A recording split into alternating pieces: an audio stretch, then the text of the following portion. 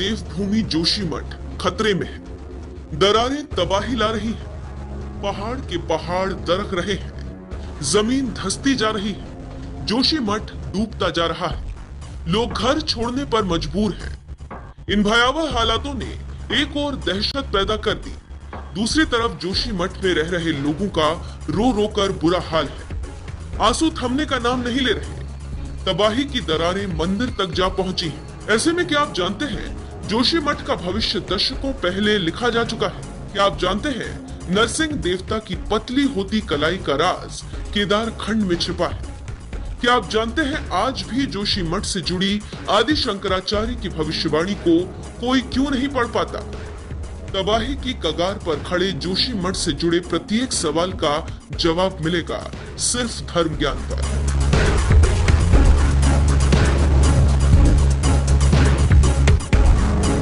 पहाड़ों से छेड़छाड़ पड़ गया महंगा, क्या मिट जाएगा जोशीमठ?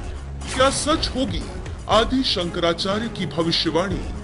देखिए सिर्फ धर्म ज्ञान पर। हिमाचल के बर्फीली पहाड़ों पर बसा जोशीमठ एक ऐसा तीर्थ स्थल है जिस पर आदि गुरु शंकराचार्य ने सालों तक तप किया।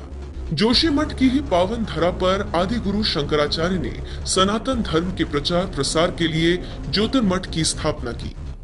जोशीमठ की ही धरती पर आदि गुरु शंकराचार्य ने भगवान नरसिंह की मूर्ति की स्थापना की और आज यही प्रतिमा जोशीमठ में हो रही तबाही का संकेत दे रही है। मंदिर से जुड़े इतिहास को लेकर राजतरंगिणी ग्रंथ में बताया गया है कि इस मंदिर को 8वीं सदी में बनाया गया था। कश्मीर के राजा ललितादित्य मुक्तापीठ द्वारा इस मंदिर का निर्माण किया गया था।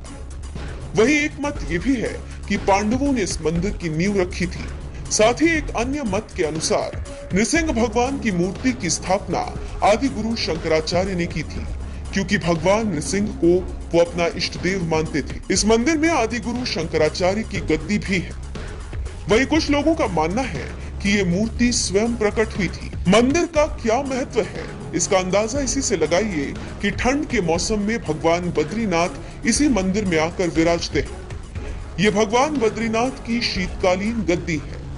यहाँ उनकी पूजा अर्चना की जाती है। आलम यह है कि नृसिंह भगवान के दर्शन किए बिना भगवान बद्रीनाथ की यात्रा पूरी नहीं होती। 10 इंच की शालिग्राम पत्थर से बनी नरसिंह देवता की ये मूर्त कम चमत्कारी नहीं है। आज इसी मूर्ति में नरसिंह देवता की पतली होती एक कलाई महाविनाश की ओर संकेत कर रही है। केदारखंड सनत संहिता अनुसार जिस दिन ये भुजा कट कर गिर जाएगी उस दिन नर और नारायण पर्वत आपस में जुड़ जाएंगे, जिसके बाद बद्रीनाथ धाम जाने का रास्ता सदैव बंद हो जाएगा। इसके बाद बद्री विशाल एक दूसरी जगह भविष्य बद्री में पूजे जाएंगे।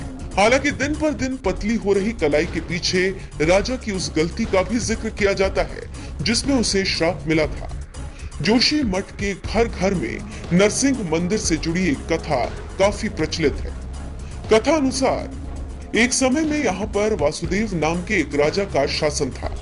एक दिन राजा शिकार खेलने के लिए वन में गए हुए थे। इसी समय भगवान नृसिंह राजा के महल में पधारे और महारानी से भगवान नृसिंह ने भोजन के लिए कहा।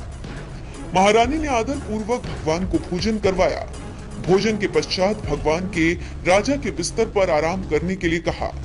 इस बीच राजा शिकार से लौट आए और अपने कक्ष में पहुंचे। राजा ने देखा कि एक पुरुष उनके बिस्तर पर लेटा हुआ है। राजा क्रोध से तमतमा उठा और तलवार से उस पुरुष पर वार कर दिया। तलवार लगते ही उस पुरुष के बाजू से खून की बजाय दूध बहने लगा और पुरुष भगवान नृसिंह के रूप में बदल गए। राजा को अपनी भूल का एहसास हुआ और क्षमा याचना करने लगा। भगवान नृसिंह ने कहा कि तुमने जो अपराध किया है उसका दंड ये है कि तुम अपने परिवार के साथ जोशीमठ छोड़ दो और कत्यूर में जाकर बस जाओ। साथ ही भगवान ने कहा कि तुम्हारे प्रहार के प्रभाव से मंदिर में जो मेरी मूर्ति है उसकी एक बाजू पतली होती जाएगी और जिस दिन वो पतली होकर गिर जाएगी उस दिन राजवंश का अंत हो जाएगा। गौर करने वाली बात यह है कि डूब रहा जोशीमठ प्राकृतिक आपदा की बजाय इंसानी लोभ लालच का शिकार हुआ है, जिसके चलते लोग फिर से भविष्य बद्री के मंदिर के बाहर मौजूद पत्थर पर लिखी भविष्यवाणी को पढ़ने की कोशिश कर रहे हैं, लेकिन पढ़ नहीं पा रहे। जी हाँ, क्या आप जानते हैं भविष्य बद्री मंदिर के पास एक पत्थर है जिस पर आदि गुरु शंकराचार्य ने भविष्यवाणी भी लिखी है, लेकिन आज तक कोई भी इस भविष्यवाणी को पढ़ नहीं सका।